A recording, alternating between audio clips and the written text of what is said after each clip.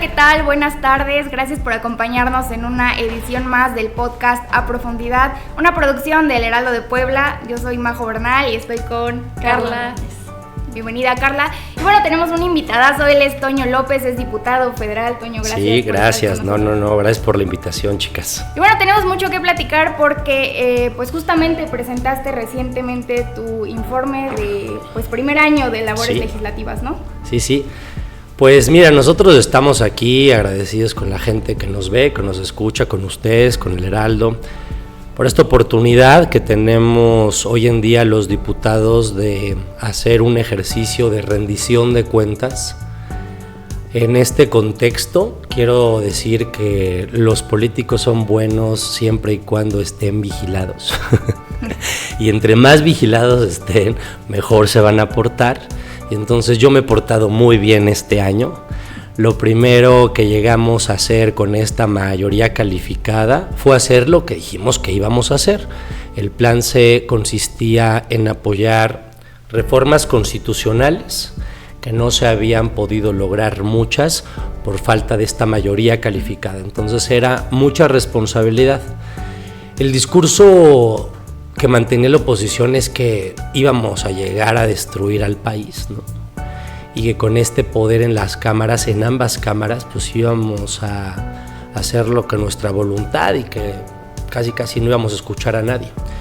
Y quiero poner este antecedente porque con esta mayoría calificada nosotros no dejaríamos ni que se discutieran los asuntos, ni dejar hablar a la oposición y votaríamos lo que quisiéramos votar. O sea, eso lo tiene que saber la gente. Pero nada ha sido así. La oposición se le ha dado voz. Al final del día hemos hecho 19 reformas constitucionales, una de ellas importante, la reforma al Poder Judicial. Hemos modificado 51 artículos de la Constitución y esto, pues yo no soy abogado. ¿Ustedes son abogadas? No, bueno, entonces para que la gente que nos escucha, pero bueno, y entonces ayúdenme a comunicar esto, porque comunicar política es difícil, pero digamos que nosotros con esta corresponsabilidad empezamos a atender algo que le estaba pasando a nuestro país, que le dolía, que es México es un país impune. 9 de cada 10 delitos que se cometen no son denunciados, la gente no cree en la justicia y este cuate o este delito o esta persona que finalmente sí es denunciada, no sabemos qué pasa en el proceso. Por eso se hizo la reforma al Poder Judicial, para cambiar jueces, magistrados, ministros que fueran electos por voto popular, cambiar todo el sistema judicial, transparentar un poquito, adelgazarlo, porque realmente la verdad es que había mucho dinero ahí. Yo soy secretario de la Comisión de Hacienda y hay que estar estirando el presupuesto porque no alcanza para todo. Entonces, hoy esperamos tener mejor sistema de justicia, vamos también a reformar las fiscalías, los ministerios públicos. Imagínense, chicas, que les hablara que los ministerios públicos se utilizara inteligencia artificial y que la gente ya denunciara ante un aparato que te pudiera realmente tipificar todos los delitos, que no hubiera contacto humano, que no hubiera lanita de por medio, que entonces realmente hubieran todos los elementos en la denuncia y que entonces dotaras todos estos elementos a la fiscalía y entonces dictar sentencias así. Lo que pasa está en que en los ministerios públicos llegas y la verdad, como te ven, te tratan, la verdad es que es tortuoso, la burocracia, es un tema de dinero, entonces todavía falta reformar eso y estamos en eso, ¿no? Y luego pues se hicieron muchas cosas, se hicieron el reconocimiento a los derechos de los indígenas y pueblos afromexicanos de México para hoy dotarles recursos porque siguen teniendo usos y costumbres, ¿no? O sea, ve en lugares como Oaxaca, como Chiapas, regiones de Veracruz. Entonces fue para mí importante reconocerlos, eso fue una gran reforma. También hubo otra reforma importante en las empresas energéticas, o sea, México tuvo un abandono total a Pemex, sangrado, saqueado, ¿no? Hace mucho tiempo, yo les decía ahorita que estamos en lo del paquete económico y que ayer fue la comparecencia del secretario de Hacienda, yo soy secretario de la Comisión de Hacienda, y les platico que que pues nada, ¿no? O sea, antes México dependía en su mayoría del ingreso, o sea, sus ingresos mediante la venta del petróleo. Hubo una época dorada en México y ahorita es al revés. Nosotros dependemos más de los impuestos y lo del petróleo porque hubo una transición energética y nos quedamos ahí como país. Entonces, por eso estamos nosotros destinando recursos para realmente tener soberanía energética. Los siguientes temas en el mundo van a ser un tema de recursos, ¿les queda claro? Sí. Lo que está pasando con Gaza, y esta es mi particular opinión, es un genocidio y es un país que está exterminando a una población porque tiene intereses en la tierra. Esto ya no es un tema religioso. Entonces nosotros como país, y más ahorita con el TEMEC y que vimos cuando te puede tocar un presidente como Donald Trump que amenaza y amaga todo el tiempo, qué bueno que tengamos una presidenta firme que habla de soberanía y de que hoy en día México, y todos lo sabemos cuando nos vamos un poquito de vacaciones, yo me voy de vacaciones y te lo juro, llega un momento dado en que digo, ya quiero regresar. Sí. Tengo la oportunidad de vivir en otro país y yo ya quiero regresar. Yo amo mucho mi casa, amo mucho mi país y entonces estoy contento de representar un cachito de él. Claro. Oye, Toño, bueno, después de esta muy buena introducción que nos has dado sobre ti, yo quiero preguntarte, de todas las iniciativas que tú has impulsado, ¿cuál crees que es como la principal dentro de la Cámara? O las más principales. Mira, ya dejamos la parte como de materia constitucional, en donde nos enfocamos, en donde teníamos que haber prioridades en eso. Yo te voy a decir las que yo presenté, ¿sabes? Con base en mi experiencia, yo fui subsecretario de Vivienda aquí en el gobierno del estado de Puebla. Sí sabías, ¿no? Sí. De hecho, platicamos de eso algún día. Y entonces nosotros nos dedicamos, qué padre, fíjate, nosotros cuando la hoy secretaria de SEDATU, la doctora Edna, estaba en CONAVI, que era la Comisión Nacional de Vivienda, yo fui como subsecretario a pedir recursos, a impulsar un programa que se llamó Hacer Vivienda, Hacer Futuro. Yo en esa subsecretaría, yo construía casas. Fue un trabajo padrísimo que tuvimos la oportunidad de hacer. Y entonces, con eso, yo aprendí que cuando le regalas una casa a una persona que en su vida hubiera pensado, y aparte altamente vulnerable, le cambias la vida, te cambia la vida a ti para siempre. Ahí yo empecé, un día hay un beneficiario que estaba su mamá embarazada y pues tocó ponerle la casa y eso, y le puso Toño al niño, esa es la verdad, y después de que le ponen Toño al niño, entonces empieza a cambiar y empiezas a ver que tú puedes ayudar a las personas, que para eso estoy aquí. Y me di cuenta que en estas casas el uso de ecotecnologías realmente le hacían la diferencia a la familia en el tema del ingreso. Las ecotecnologías son estos sistemas que nos ayudan a captar agua de lluvia, ¿no? A utilizar la luz solar para hacer un calentador solar, ¿no? Y calentar el agua, y en fin, ¿no? Entonces, algo que yo aprendí y algo que vi y algo que logramos implementar en estas viviendas es que todavía no era la casa, sino hacerlo mejor. Una de las grandes reformas fue en materia de Infonavit, para que Infonavit pueda, ya sabes, construir vivienda, rentar vivienda, etcétera, ¿no? Adquirir suelo. Hice una reforma al ISSSTE, que esto nos podría ayudar también para los trabajadores del Estado. Entonces yo presento una reforma a la Comisión de Vivienda diciendo, si ya vas a construir casas por Infonavit, si ya vas a construir a casas por SEDATU, no te cuesta nada hacerlas bien desde el principio y utilizar ecotecnologías, porque eso a la larga va a incidir en el ingreso. Y ya vimos que somos el movimiento que sacamos a 13.4 millones de la persona porque creemos en fortalecer el ingreso, por eso salarios mínimos nunca por debajo de la inflación. Entonces esa la presenté, se aprobó por unanimidad en la Comisión de Vivienda, de la cual yo soy integrante, y entonces estoy en espera de que en el Pleno la Ley de Vivienda salga, porque tiene que salir, y pues festejar, ¿no? Ojalá y que se haga, ¿no? Y estoy viendo iniciativas ahorita a la ley aduanera que va a salir. Quiero hacer una modificación en hacer corresponsables a la gente que importa y que exporta, y no solo dejárselo a los aduaneros, igual al término de su tiempo. Y ahora pues que va lo del presupuesto, ayer fue muy controversial mi participación porque pues dije que estamos con el tema del IEPS. Sí, ya se enteraron ustedes de lo del IEPS y qué significa este impuesto a bebidas, y yo dije que Electrolit vende 16 mil millones de pesos en nuestro país, que esta bebida tiene 3 veces más azúcar que yo creo que Be Like de Jamaica, ¿no? O no sé, y tiene 2 veces más que una Coca-Cola. Y entonces, sí, y lo usan como medicina. No, yo sé, chicas, que cuando ustedes salen a tomar, al otro día se echan su electrolit, porque para eso sirve mucho el electrolit. Y luego hacen sus azulitos. Mira, yo no me meto con ustedes, pero el chiste está en que sigan tomando electrolit. Yo no digo que no, pero el electrolit no paga IVA. El electrolit no paga IEPS. Y entonces, ¿por qué eso sí lo pagan en Estados Unidos y aquí en México no? Es como cuando yo estaba allá en Monterrey estudiando y era un fenómeno que te ibas manejando allá a McAllen y te portabas súper bien. No sé por qué el mexicano cuando va a Estados Unidos, híjole, respeta la cebra, va a 60, ¿no? O sea, es porque ahí le tienes miedo, ¿no? Y aquí ya eres medio cafre. Entonces, así lo mismo fue mi comentario. Si ya estás pagando impuestos allá, pues págalos aquí.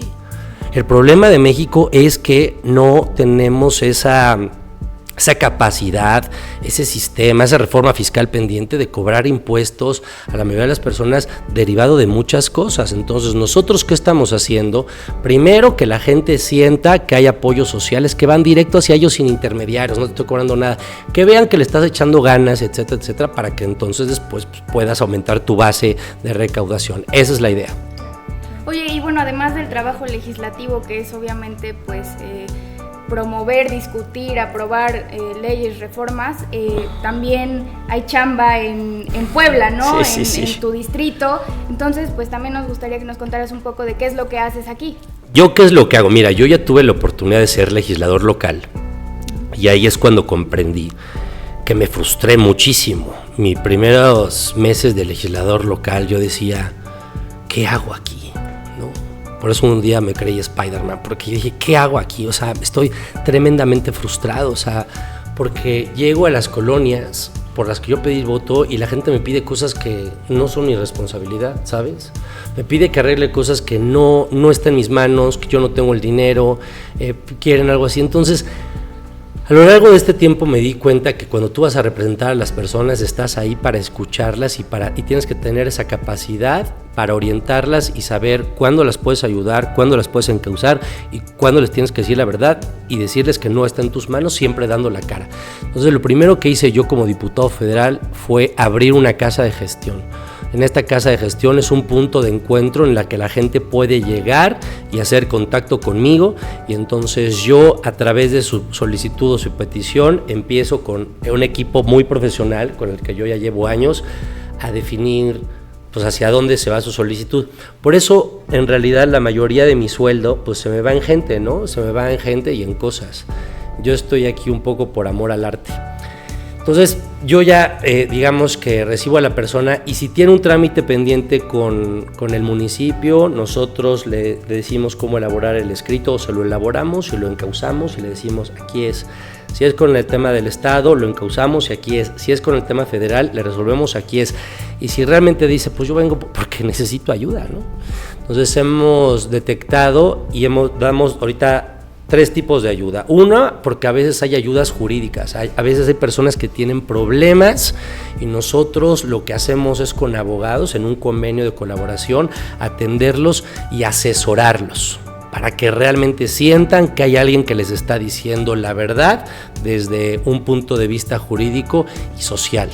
La otra es que yo desde pandemia, hay una historia en la que mi papá, en paz descanse, me dice que cierra uno de los comedores industriales que surtimos, todo el mundo se encerró y nosotros ya teníamos carne procesada, entonces ahí ideamos hacer esta parte de lo de las charolas de carne, que yo desde pandemia ininterrumpidamente sigo dando, por eso yo digo que yo soy un político de veras. Y entonces seguimos con la ruta de la carne y digamos que las señoras entonces tienen casas amigas y entonces le venden la casa a sus señoras. Es como un price de zapatos pero de carne, ¿no? Es mi negocio multinivel de carne. Y entonces digamos que se llevan una comisión y yo les llevo carne certificada, nunca se nos ha enfermado, la señora tiene un ahorro. Bueno, y digamos que eso lo sigo haciendo al día de hoy. Y también me di cuenta que hay muchas señoras, sobre todo muchas señoras, que yo quiero mucho a las señoras. Y estas señoras me decían, oye, es que yo necesito salir porque yo ya finalmente, ¿cómo me hago de recursos?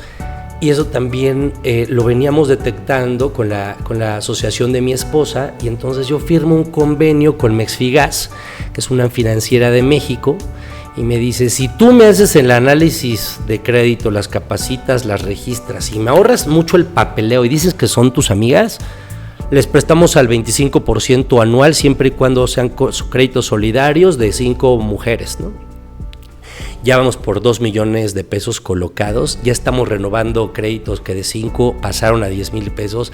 Hay cosas exitosas porque es la gente que está haciendo gelatinas, la mayoría evidentemente son servicios, ¿no? Tienen restaurancitos, tienen fondan, hacen aguinaldo, hacen pasteles, hacen velas, hacen jabones, hacen muchas cosas que le dan lo de la vuelta al dinero y entonces yo me siento muy a gusto de eso. Y también tuve la oportunidad que el gobernador nos apoyara junto con mis compañeros a este programa de obra comunitaria que es maravilloso, en el que la gente decide, en el que hay una tesorera, en el que realmente bajan recursos y entonces esto es lo que he hecho en el año. Ahora nos estamos enfocando porque me voy a cambiar de comisión, eso es lo que pretendo, a ver si hay chance, me quiero pasar a la Comisión de Seguridad porque creo que la agenda de seguridad va a ser un tema importante en el país y está siendo un tema fundamental en el país y lo es. Y más con lo que está pasando, ¿no? Que está poniendo bueno. Ok, y bueno, ahora ya que nos diste como todo este contexto, de todos los proyectos que ya se han aprobado, ¿cuál crees que va a generar más impacto en el distrito? De todos los proyectos, pero ¿cuál? ¿De todo lo que hemos aprobado? Sí. Ay, mira, pues un chorro de cosas. Digas. No, bueno, mira, vienen más apoyos sociales a un sector de la población que se le tenía que reconocer, donde ya destinamos recursos, donde ya está también en este nuevo paquete económico y es la pensión de mujeres de 60 a 64 años. Se me hace un, súper programa porque te habla de estas señoras que entregaron toda su vida a su familia, que han entregado su vida a sus enfermos, que han entregado su vida a sus viejos, a su gente grande, a sus negocios, o sea, le han entregado la vida a los demás. Y se levantan un día y dicen, ¿y qué? ¿Quién me pagó por todo esto? ¿Y yo qué? Entonces, esta pensión para mujeres antes de que lleguen a la pensión de adultos mayores, creo que es un reconocimiento un poquito a sus cuidados, entonces ese se me hace un tema que va a impactar no a mi distrito sino al país, ¿no? Y entonces ese es algo que a mí me conmovió y que se justifica y que se me hace como muy noble. ¿Qué más digamos que les puede como que la gente impactar? Pues el tema esto de subir un poco lo de los impuestos a lo de las bebidas. Pues quiero decirles y aprovechar estos micrófonos que ya tenemos que saber que el azúcar nos hace daño, ¿no? Ya tenemos que ser responsables de que somos el país con mayor obesidad infantil en toda Latinoamérica. Eso lo tenemos que saber y conocer. Ya tenemos que saber que el COVID, cuando nos pegó como pandemia, a las personas que tenían enfermedades crónico-degenerativas, pues realmente fueron la mayoría de las personas que fallecieron. O sea, eso lo tenemos que saber, chicas. Entonces, tenemos que tener un consumo responsable. No queremos decir que el subirle al IEPS la gente lo va a dejar de hacer, porque seguramente lo va a dejar de hacer, pero ojalá y que no pasara. Pronosticamos que va a haber un ingreso de los 50 mil millones de pesos con esto, que se tiene que ir al tema de salud, eso es lo que yo pienso, pero ojalá y que no sea para que la gente no lo consuma y se cuide y que equilibre un poco más, ¿no? Muchas gracias, Toño. ¿Algo más que quieras agregar? No, pues que agradezco mucho este tema, espero que no haya sido tan profundo medio, ¿no? O que ustedes hayan entendido y que la gente que nos escuche hayan entendido, porque comunicar política y a veces ciertas cosas no es tan fácil, pero yo agradezco el espacio, Majo, Carla, gracias al Heraldo y también le mandan un saludo a mi amigo Eric, por favor. Sí, gracias a ti por estar con nosotros, gracias Carla, No, un gusto muchas como gracias, siempre. Majo. Gracias, nos vemos y escuchamos en la próxima.